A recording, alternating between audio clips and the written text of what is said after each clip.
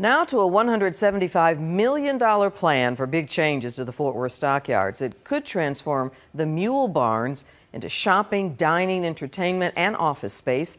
Supporters call it a much-needed facelift, but critics say it could hurt a piece of North Texas history.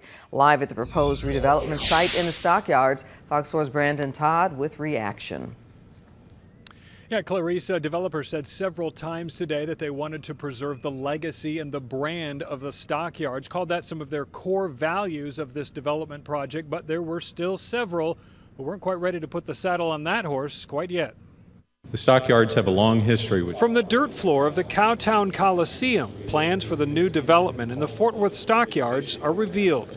The $175 million investment by Majestic Realty is set to include streetscape, festival and event areas, a managed waterway, hotels, restaurants, and residential on roughly 70 acres of Stockyards land. In keeping with our core values, how do we bring more animals to the Stockyards? How do we bring more education? How do we bring a bigger spotlight other than just the herd twice a day? How do we do more of that?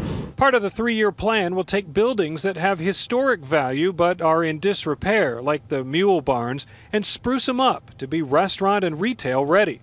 The first phase of development will be Marine Creek, south of Exchange Avenue. With a lock system, it would become a managed waterway bustling with activity. These 180,000 feet of buildings being utilized in a meaningful way to draw people down and engage in restaurants, retail, and office and like. Not everyone applauded the presentation. 3 weeks ago, the National Trust for Historic Preservation added the Stockyards to its list of most endangered historic places. Historic Fort Worth business and property owners have tried to make sure new development wouldn't steal the western look and feel of one of Cowtown's most precious tourist attractions. This ought to be a World Heritage Site, this whole area. So respect for what it is and taking really good care that we don't get rid of the most important historic parts is key. From the beginning, there has been pushback from historic groups. During the presentation, the developer said he wasn't interested in pursuing a historic designation for buildings in the plan as a way of preserving them.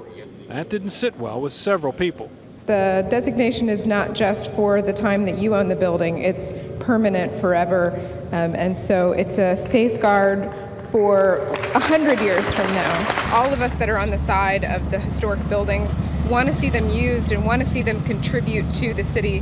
We just want to make sure that it's done in a smart and respectful way.